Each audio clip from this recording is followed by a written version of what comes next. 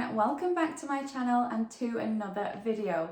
So as you can tell by the title of today's video, I'm going to be showing you how you can make this really delicious festive tear and share this Christmas. This is perfect for when you have lots of people around and you just want to make something that you can all share, and you literally just tear it away and it is so tasty and goes with so many different things. So I am making a super simple one just to give you a base to work with.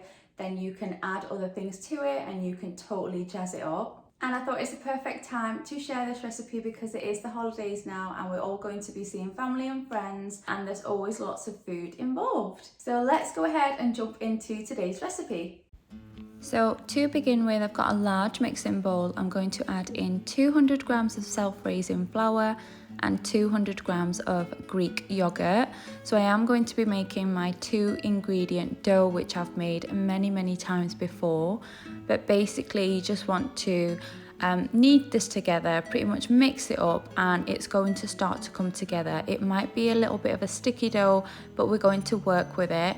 So first thing I'm going to do is flour my surface, and then I'm just going to very quickly knead it out for literally 10 seconds or so.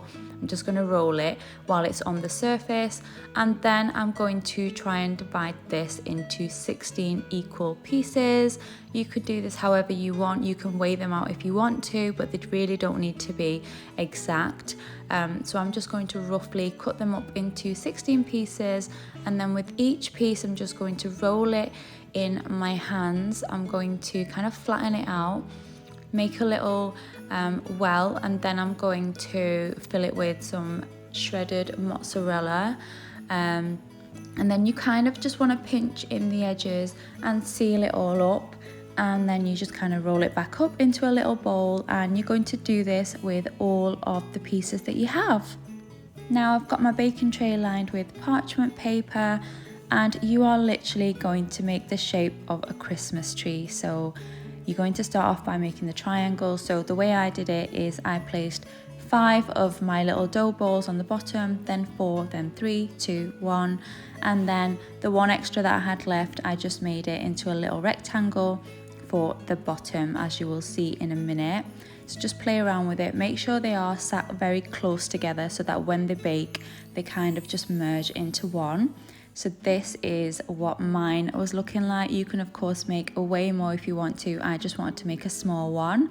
So for the next step, I have got an egg that I've beaten, and I'm just going to brush that over the top nice and generously. So this will give it a really nice golden browned top, and it will make it super nice and shiny as well. And now this is ready to be baked. So I'm going to be baking it in my high sapienti air fryer oven. So I just popped this in on the middle shelf, and for the temperature I turned it right down to 190 degrees Celsius, and I put these in to bake for 10 minutes, but I did actually leave them for an extra minute, so 11 minutes in total, and this is what it looked like. So next up, I melted some butter in the microwave and I added some garlic granules to it, and now I'm just going to very generously brush this over the top of my bread. So you want to make sure you add plenty of this on. It's going to make sure that the bread is super nice and soft, and it's going to have a really nice shine to it as well. So once I was done brushing on the garlic butter, I left it as that. I wanted to keep it super nice and simple, but like I said, you can totally add more things if you want to. You can jazz it up, but I wanted to give you just an idea of how to make this. And as you can see, it's super simple to do. You just pull apart like so. It's great for gatherings when you've got family and friends over. And look at that cheese pull, and each dough ball is filled with mozzarella, and it's super tasty. And there you go guys, that is how you can make this at home. It was super easy to do, didn't take much time at all, but it looks like you put so much effort into it. And again, you can play around with the shapes, you can play around with the flavors. Just try and make this when you get together with your family and friends, and I will see you all in my next one. Take care, bye.